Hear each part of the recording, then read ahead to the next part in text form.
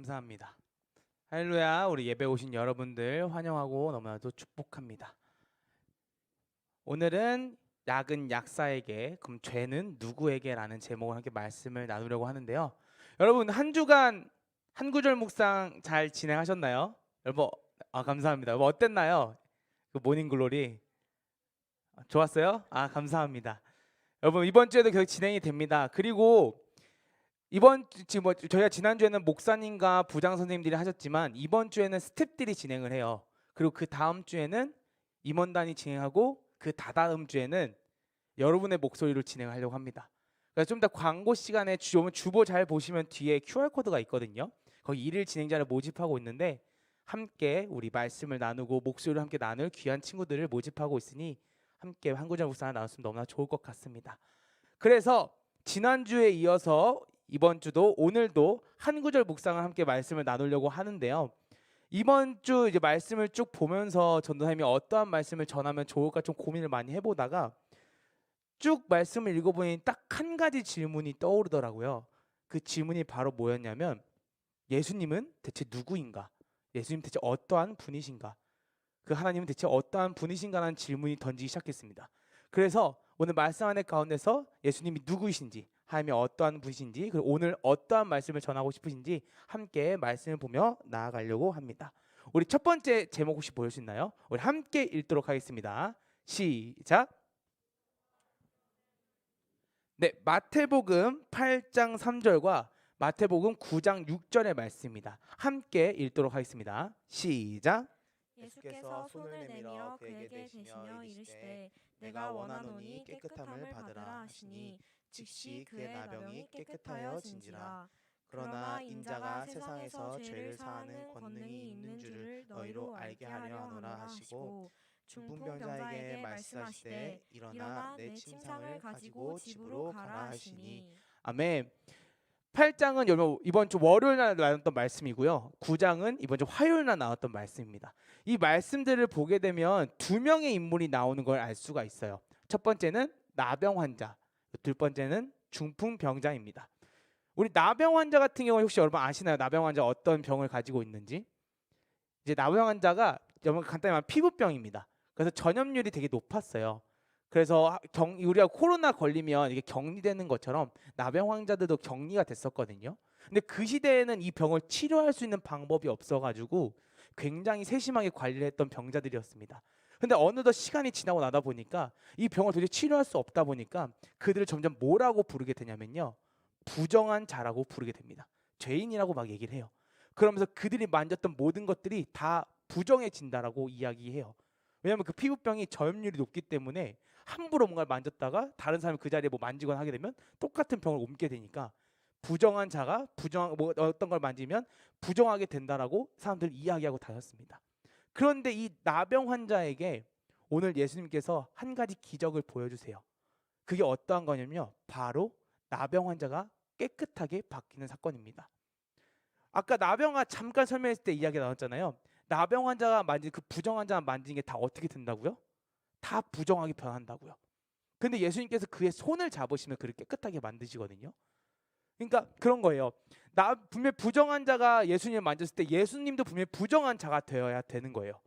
그런데 예수님께서 부정한 자가 되지 않고 어떻게 되나요? 오히려 그 부정한 자를 깨끗하게 치유해내시죠. 깨끗한 모습으로 바꿔내시죠. 그 예수님의 능력과 권세가 여기서 한 가지가 나옵니다. 그리고 또 중풍병자도 마찬가지예요. 중풍병자는 하체가 마비가 돼가지고 하체가 마비가 되어서 움직이지 못하는 사람들인데요. 이들도 남의 도움 없이는 걸을 수가 없는 자들입니다. 근데 그에게 가서 하나님께서 뭐라고 말씀하시냐면 죄사함의 권능이 내게 있으니 너를 일어나 걸어라 라고 이야기하십니다. 그리고 중풍병자는 그 자리에서 일어나 집으로 돌아가요. 여기서 예수님의 어떠한 능력이 있는지, 예수님 어떠한 분이신지 우리는 알 수가 있습니다. 더러운 것을 깨끗하게 만드시고 죄를 사하여 주시는 것, 즉 우리가 잘 알고 있는 메시아, 그분의 형상이 있다는 것, 하나님의 형상을 가지고 있고 메시아라는 것을 하나님께서 이분을 드러내고 있죠. 그리고 참 신기한 게요, 이 두 명의 인물, 중풍병자와 나병 환자의 그 둘의 한 가지 특이한 공통점이 있어요. 첫 번째는 뭐냐면요. 이들한테 예수님이 찾아간 게 아니에요, 사실은. 8장 맨 처음을 보면 어떻게 되냐면요. 산을 내려오시다가 나병 환자를 만나거든요. 그리고 9장은 예수님께서 배를 타시고 고향으로 가셔서 도착했을 때 중풍병자가 나타납니다. 그러니까 예수님이 어디론가 가고 있는 상황에서 그들을 만나는 거예요. 근데 그들의 모습 속에서 예수님이 찾아온 그 모습 속에서 예수님은 한 가지 모습을 보게 됩니다. 그 모습이 바로 마태복음 8장 2절과 9장 2절에 나오는데요. 우리 함께 읽도록 하겠습니다. 시작. 한 나병 환자가 나와 절하며 이르되 주여 원하시면 저를 깨끗하게 하실 수 있나이다 하거늘 침상에 누운 중풍병자를 사람들이 데리고 오거늘 예수께서 그들의 믿음을 보시고 중풍병자에게 이르시되 작은 자야 안심하라 내 죄 사함을 받았느니라. 아멘. 바로 믿음입니다. 이 나병 환자가 지금 예수님께 와서 이런 얘기 하는 거예요. 주가 원하시면 저를 깨끗하게 할 수 있습니다. 이 말은 뭐냐면요. 간단해요. 나를 고칠 수 있는 사람이 당신에게 달려 있습니다. 그러니 날 고쳐주세요. 당신의 그런 능력이 있습니다. 당신이 원하면 날 고칠 수 있고 당신이 원하지 않으면 날 고칠 수 없는 사람이니까요. 즉 예수님의 능력을 그는 알고 있었고 그를 믿고 있었던 겁니다. 그리고 그를 찾아가서 하나님께 얘기하는 거죠. 아예 주권을 예수님께 내려놓고요. 주여 원하시온대 라고 얘기하면서 말이죠. 그리고 중풍병자도 마찬가지예요. 그 친구들이 어떠한 얘기를 했는지는 몰라요. 친구들이 이제 중풍병자 데려다 줬거든요. 근데 말씀에 적혀있는데 뭐라고 적혀있냐면 그들의 믿음을 보시고 그리고 중풍병자를 낫게 했다고 이야기하십니다. 이 중풍병자와 이 나병 환자에게는 하나님이 어떠한 분이 정확히 알고 있었어요. 그리고 그 믿음으로 하나님께 나아갔던 겁니다. 그러니 그들의 안에서 죄사함이 일어나고 더러운 것이 깨끗해지고 그 하나님의 기적이 역사가 나타날 수 있었던 거죠. 하나님에게는 그런 능력이 있습니다. 죄사함의 능력과 그리고 더러운 것을 깨끗하게 만드시는. 그리고 하나님께서는 또 다른 한 가지가 더 있는데요. 마태복음 10장 28절 말씀입니다. 우리 함께 제가 읽도록 하겠습니다. 몸은 죽여도 영혼은 능히 죽이지 못하는 자들을 두려워하지 말고 오직 몸과 영혼을 능히 지옥에 멸하실 수 있는 이를 두려워하라. 아멘. 여기서 말씀에서 어떻게 말씀하시는 거냐면요. 세상에 어떠한 그 너를 해치는 그 모든 것들보다 하나님은 예수님은 몸과 영혼을 지옥에서 능히 즉 심판할 수 있고 그만한 권능과 능력이 있는 분이야. 그러니까 그분을 두려워해라고 지금 예수님께서 말씀하시는 겁니다. 근데 그렇잖아. 이렇게 이 말을 들으면 되게 좀 부정적이잖아. 뭐야? 예수님 항상 무섭다는 건가? 그럼 내가 잘못하지 말라는 건가? 내가 실수하지 말라는 건가?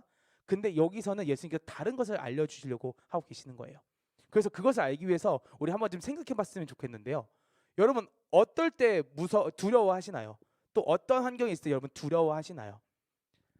여러분 이제 제가 이제 설교할 때 몇 번 이야기했었지만 저는 어렸을 때 굉장히 운동을 열심히 했던 사람입니다. 그래서 복싱을 되게 열심히 했었거든요. 근데 복싱장 항상 가면 이제 항상 하던 게 뭐냐면 루틴이 있어요. 첫 번째 줄넘기를 하고 한 10분 정도 20분 정도 줄넘기를 한 다음에 혼자 매트를 이렇게 치다가 그 다음에 하는 게 뭐냐면 스파링이라는 걸 합니다. 링 위에 올라가서 이제 연습 경기를 하는 거죠. 거기서 이제 연습 경기를 하는데 관장님이 어느 날 저를 불러서 연습 경기 한번 해라라고 스파링 올리신 거예요. 근데 상대를 보니까 되게 나보다 약한 사람인 거예요. 나보다 되게 왜소하고 뭐 덩치도 없고. 그래서 했죠. 그래서 하니까 어때요?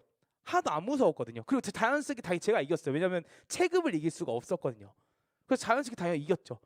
그러고 나서 그 날이 지나고 그 다음날 또 운동하러 왔는데 그 다음날 갑자기 관장님이 너의 실력을 좀 더 키워야겠다 하시면서 누군가를 데리고 왔는데 제 키가 178이거든요. 185에 건장하고 덩치가 이렇게 있는 사람이 제 앞에 서 있는 거예요. 그리고 갑자기 스파링을 하래요. 그 사람을 보자마자 저는 어떠한 감정이 들었냐면요. 두려웠어요. 왜냐하면 아무리 눈으로 봐도 내가 다르게 뭐 여러 가지 시뮬레이션 돌려봐도 못 이길 것 같거든요. 그리고 역시나 결과는 많이 맞았습니다. 못 이겼어요. KO 됐어요. 너무 두려운 거예요. 근데 그 두려움이 왜 두려웠냐면 아까 그거죠. 내가 이길 수 없는 존재니까. 이 사람의 강함이 너무나도 확실하게 있으니까. 덩치만 봐도, 체격만 봐도, 실력만 봐도. 왜냐면 그 선수는 알고 보니까 아마추어 선수였거든요. 관장님이 너무 화가 나는데 그 아마추어 선수를 저를 만나게 해주셔가지고 저가 많이 혼난 건데, 그러니까 누가 봐도 이길 수 없는 사람이다 보니까 그 사람의 능력이 너무나도 강하고 견고하게 있으니까 그걸 인정할 수밖에 없다 보니까 제 안에 두려움이 생겨나더라고요. 또 보면 여러분의 환경에서 한번 봅시다. 여러분 또 뭐 어떤 거 두려워해요? 여러분 시험 두려워하지 않나요? 제가 알기로 3월 23일 날 모의고사 보는 걸로 알고 있는데, 자 맞죠? 여러 가지 비명이 나오죠. 여러분 모의고사 어때요? 무섭죠? 사실 두렵잖아요. 근데 그 모의고사 왜 두려운 거예요? 내 인생의 기로를 정하는 것도 있지만 사실 어렵잖아요. 쉽지 않은 시험이잖아요. 너무나도 어려운 시험인 걸 알고 있고, 이 시험이 정말로 우리는 중요하다라는 걸 알고 있고, 이 시험을 통해서 물론 수능 성적이 결정되는 건 아니지만 그래도 어제도 보인다라고 얘기하면서 그렇게 막 두려움에 떨게 하는 그런 시험들인 거잖아요. 그 시험이 얼마나 어렵고 힘든 건지 알기 때문에 우리는 그 시험을 두려워하는 겁니다. 이처럼 많은 것들을 두려워해요. 하지만 이 두려워하는 것의 가장 큰 이유는 뭐냐면요, 바로 인정하고 있는 거기 때문입니다. 아까 말했듯이 그 강한 상대가 너무나도 강하다는 걸 알고 그 사람의 강함을 인정하기 때문에 두려운 거고요. 시험이 두려운 것도 시험이 너무나도 어렵고 너무나 중요하고 너무 힘든 거라는 것을 인정하고 알고 있기 때문에, 무의식적으로 인정하고 있기 때문에 우리는 그 앞에서 두려워하고 있는 겁니다. 그리고 오늘 예수님께서 이 말씀 가운데서 하나님을 두려워하라는 이유는요, 바로 하나님의 능력을 인정하기 때문에 두려워하라고 말씀하고 계시는 겁니다. 하나님의 능력이 어떠한 건지 알려주기 위해 하나님을 두려워하라고 지금 이야기하고 계시는 거예요. 그렇잖아요, 여러분. 하나님의 능력을 모른다고 생각해봐요. 하나님이 어떠한 분인지 모른다고 생각해봐요. 그럼 하나님이 두려울까요? 안 두려울 거예요. 뭐 그 사람이 뭔데? 그 사람이 뭐 눈에 보이지도 않고 아무것도 아닌데 뭐 이 사람이 뭐다 뭐 한다고. 근데 그 하나님의 능력이 무엇인지 알고 하나님이 어떠한 분인지 알기 때문에 우리는 그 능력을 인정하고 알고 있기 때문에 두려워하는 거잖아요. 그걸 예수님께서 오늘 알려주고 계시는 겁니다. 그 하나님의 능력을 알라고, 하나님의 능력이 어떠한 건지 알라고. 그렇게 두려운 하나님이에요. 그리고 능력이 하나님입니다. 근데 그러나 두렵고 능력이 하나님이라면 되게 지금까지 얘기한 것 들어보면 되게 뭔가 우리 혼낼 것 같잖아요. 그럼 내가 뭐 잘못했나? 내가 뭐 혼나야 되는 건가? 나 지금 뭐 또 지금 잘하고 있는 건가? 이런 생각 들지만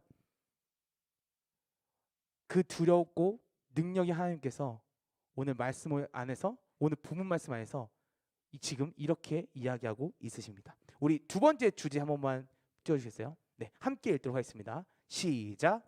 쉼을 주시는 예수님. 마태복음 11장 28절에서 29절 말씀입니다. 함께 읽도록 하겠습니다. 시작. 수고하고 무거운 짐진 자들아 다 내게로 오라. 내가 너희를 쉬게 하리라. 나는 마음이 온유하고 겸손하니 나의 멍에를 메고 내게 배우라. 그리하면 너희 마음이 쉼을 얻으리니. 아멘. 지금 예수님께서 말씀하시는 겁니다. 하나님께서 말씀하시는 겁니다. 수고하고 무거운 짐진 자들아 다 내게로 오라. 나에게 오라고 합니다. 그리고 그렇게 오면 내가 너희를 쉬게 한다고 이야기하십니다. 그리고 한 가지 더 말씀하세요. 나의 멍에를 메고 내게 배우라. 그리하면 너희 마음에 쉼을 얻으리라 얘기하는데, 여러분 혹시 멍에라는 말이 혹시 뭔지 아시나요? 멍에. 여러분 아마 한 구절 묵상한 친구들은 거의 책자에 적혀 있어요. 멍에가 뭔지. 근데 혹여나 여러분 까먹은 친구들이 있을까봐, 모르는 친구들이 있을까봐 제가 사진을 하나 준비했는데, 네, 화면 띄워주셨어요. 제가 보이네요. 여기 좀 가겠습니다. 자, 소 두 마리가 있습니다. 그리고 그 사이에 나무 같은 게 보이죠? 나무판 같은 게. 저게 바로 멍에입니다.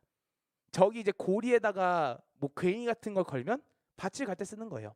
뭐 저게 딴 걸 걸면 뭐 밭을 가거나 뭐 딴 걸 하거나 여러 가지 할 수 있겠죠. 그 두 마리의 소를 같은 일을 쓰기 위해서 사용한 도구입니다.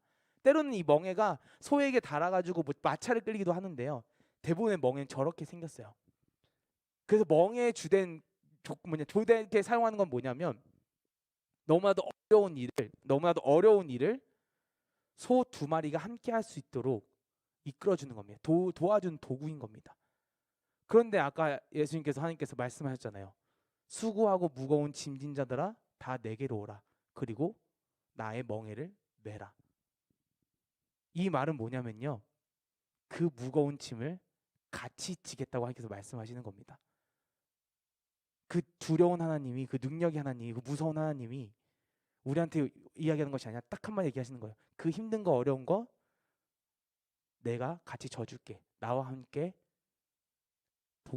내가 동행해 줄게. 그러니 나에게로 와. 그리고 그렇게 하면 너희 마음에 쉼이 있을 거야. 라고 하나님께서 지금 이야기해 주시고 계시는 겁니다. 그런데 이제 마음에 이제 쉼을 주신다고 이야기를 해요. 이 마음에 쉼을 주신다는 말이 또 다른 언어로 표현하면 어떤 언어냐면요. 평안이거든요. 평안하다. 제가 이제 뭐 선생님들이나 이제 여러분한테 뭐 문자보나 메시지 보낼 때 평안한 하루 보내세요. 좋은 하루 보내세요. 이렇게 많이 보내는데 평안이라는 단어를 씁니다. 이 단어는 약간 뭔가 감정적인 부분, 마음에 대한 부분을 굉장히 많이 표현을 해요. 근데 이 평안이라는 단어를 우리는 다른 단어하고 굉장히 많이 착각합니다. 그게 뭐냐면 바로 편안이에요. 편안하다, 평안하다. 되게 한 글자 차이죠. 근데 한번 생각을 해봅시다. 편안은 몸이 쉴 때 굉장히 많이 표현하거든요. 근데 우리 한번 생각해 보면 몸이 편안하다고 해서 마음이 평안할까요? 자, 다음날 여러분 시험이에요. 만약 내일 시험 봐야 돼요. 근데 여러분 지금 소파에 누워 있어요. 몸 너무 편해. 세상 만족이야. 침대에 누워 있어. 근데 머릿속으로 뭘 생각해 계속? 내일 시험 어떡하지? 나 이러다 공부 안 하면 내 시험 망하는 거 아니야? 어떡하지? 몸은 분명히 편한 곳에 있잖아요. 침대에 누워 있고 소파에 누워 있고 막 늙어서 좋다 이러고 있는데 정작 머릿속은 안쪽은 마음은 끊임없이 시험에 대한 걱정 때문에 삶의 걱정 때문에 모든 문제들 때문에 계속 내 안에서 스트레스를 받으면서 계속 고민하고 있잖아요. 자, 그러면 다른 의미 다르게 바꿔서 마음이 평안하다고 몸이 편안할까요? 자, 여러분 시험이 끝났습니다. 여러분 열심히 공부해서 밤을 새서 막 공부를 했어요. 그리고 좋은 결과를 얻었어요. 그럼 어때요? 마음이 행복하고 즐겁겠죠. 막 평안해요. 이제 걱정이 없어진 것 같아. 사라진 것 같아. 나 이 정도 만족스러워. 근데 몸은 어때요? 밤을 새서 공부했으니까 피곤하겠죠. 편안하지 않잖아요. 이 둘은 굉장히 아이러니하게도 이렇게 상반된 거 굉장히 많이 보여줍니다. 근데 이 설명을 왜 했냐면요. 여러분 예수님께서 말씀하시잖아요. 나의 멍에를 메라고. 근데 이 멍에를 메는 건요. 사실 굉장히 불편한 거예요. 아까 소 사진 봤잖아요. 소 2마리가 멍에를 이렇게 메고 있어요. 그러면 오른쪽 손은 일로 가고 싶고 왼쪽 손은 일로 가고 싶어요. 근데 어떻게 못 가잖아요. 결국 이 둘이 일로 가야 되거든요. 왜냐면 이 멍에 때문에 자유가 그 몸이 편하지가 않아요. 내가 하고 싶은 대로 안 돼. 멍에가 끼고 있으면 굉장히 불편한 겁니다. 몸이 편안하지 않아요. 너무나도 힘들어요. 근데 그 안에서 하나님께서 알려주신 말은 뭐냐면 이 멍에를 매면 내가 너에게 마음의 평안을 줄게 라고 이야기하고 계시는 겁니다. 몸이 너무 지치고 힘들지만 그 마음 안에 그 평안함을 예수님께서 주신다라는 거예요. 그 능력의 하나님이, 그 두려움의 하나님이 그렇게 말씀하고 계시는 겁니다. 그렇기 때문에 예수님 다시 한번 이야기하는 겁니다. 내게 와, 나에게 오라, 나에게 와라.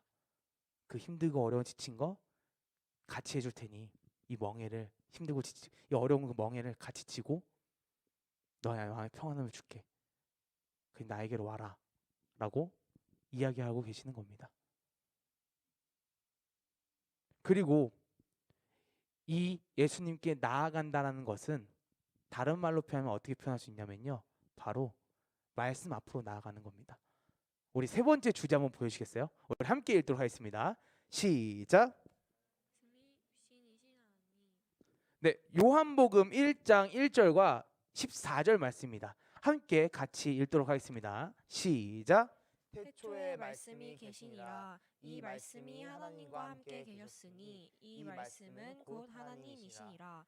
말씀이 육신이 되어 우리 가운데 거하심에 우리가 그의 영광을 보니 아버지의 독생자의 영광이요 은혜와 진리가 충만하더라. 아멘. 말씀에 적혀 있습니다. 말씀은 곧 하나님이시라. 그리고 말씀이 육신되어 우리 가운데 거했다. 말씀이 육신되신 분이 누구냐면 바로 예수님이십니다. 우리 지난주에 목사님께서 구약 설명하실 때 뭐라고 얘기했어요? 오실 예수님을 적었다 얘기했잖아요. 이 말씀이 육신되어 되신 분이 결국 예수 그리스도라는 겁니다. 그렇기 때문에 예수 앞에 나아간다는 것은, 예수 앞으로 간다는 것은 결국은 이 말씀 앞으로 나아간다는 거예요. 왜냐하면 다시 한번 말하지만 말씀이 육신되신 분이 곧 예수님이시니까. 그렇기 때문에 여러분 말씀 안에 능력이 있는 겁니다. 아까 그랬잖아요. 맨 처음에 우리 예수님이 어떠한 능력이 있는지, 죄사함이 있었고 깨끗함이 있었고 또 두렵고, 하지만 그분의 능력을 인정하는 그 두려움이 있었다 했잖아요. 근데 그거 똑같이 말씀에도 있는 겁니다. 말씀 안에도 능력이 있고, 말씀 안에도 죄사함이 있고요, 말씀 안에도 하나님의 모든 것들이 담겨 있는 겁니다. 그렇기 때문에 끝없이 전도사님과 목사님과 교회 안에서 계속 얘기하는 거예요. 여러분 말씀 좀 읽으세요. 말씀 읽으세요. 그리고 여러분이 준비해 드리잖아요. 모닝글로리 아침 묵상이라는 시간을, 또 그리고 한 구절 묵상이라는 이 책자를, 이 소책자를 우리가 계속 나누어 주면서 여러분이 계속해서 말씀이 갈 수 있도록 이야기하고 있잖아요. 여러분 전도사님은요 이 말씀을 조금 더 쉽게 설명해 주는 사람일 뿐이에요. 진짜 능력은 말씀 안에 있습니다. 정말로. 그렇기 때문에 여러분이 이 말씀을 놓치면 안 돼요. 여러분 안에 마음에 평안이 있고 싶다고요? 여러분 마음 안에 쉼이 있고 싶다고요? 그러면요 말씀 앞으로 나아가셔야 됩니다. 말씀 앞에 계셔야 되고요, 말씀과 함께 있어야 되는 겁니다. 그래야 여러분 마음 안에 평안함이 있어요. 왜냐하면 지금 예수님께서 그렇게 설명해주고 알려주고 계시잖아요.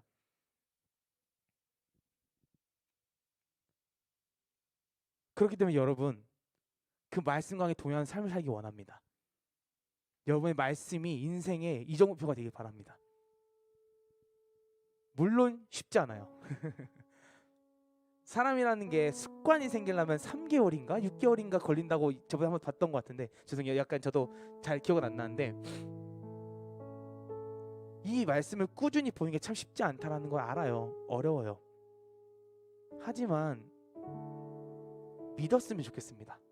우리가 예수님을 믿는 것처럼요, 우리 하나님을 믿는 것처럼요, 이 말씀 안에도 능력이 있구나, 이 말씀 안에도 하나님의 권능이 있구나, 말씀이 육신되어진 분이 예수님이셨구나, 우리가 예수님을 믿는 것처럼 이 말씀을 믿었으면 좋겠습니다.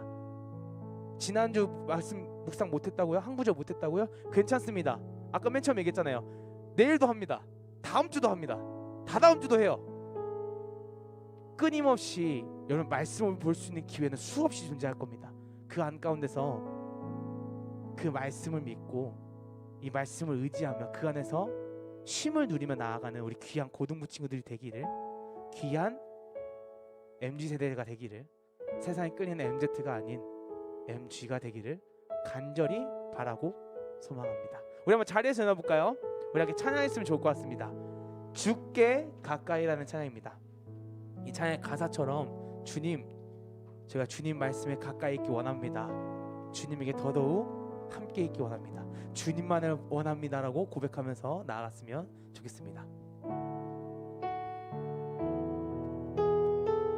찬양할까요? 주께 가까이, 주께 가까이 날 이끄소서. 간절히 주님만을 원합니다.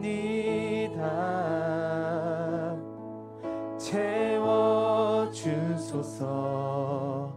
주의 사랑을 진정한 찬양 드릴 수 있도록. 한 번 더. 주께 가까이, 주께 가까이 날 이끄소서. 간절히 주님만을 원합니다.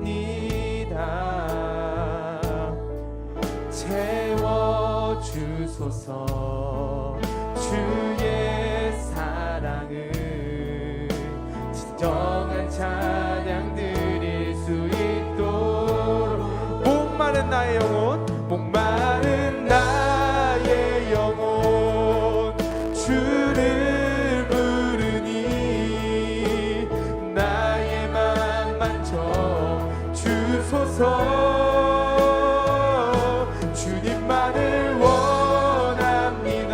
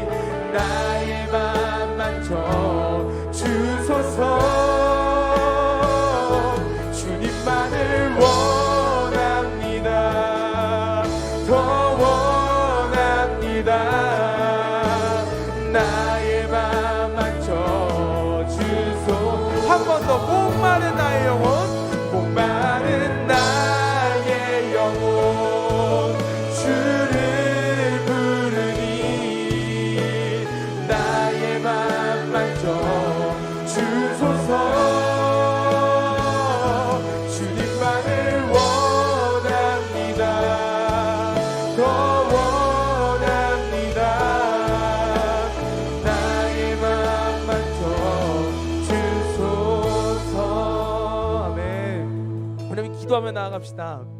주님, 그 말씀에 가까이 있기 원합니다.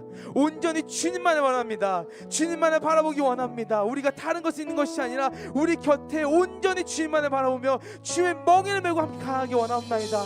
그러하니 주여, 우리와 함께하여 주옵소서. 온전히 우리가 다른 것을 보는 것이 아니라 주님의 말씀 안에서 그 말씀만을 믿으며 나아가기 원한다고 함께 기도하며 나가도록 하겠습니다. 기도하겠습니다. 주여,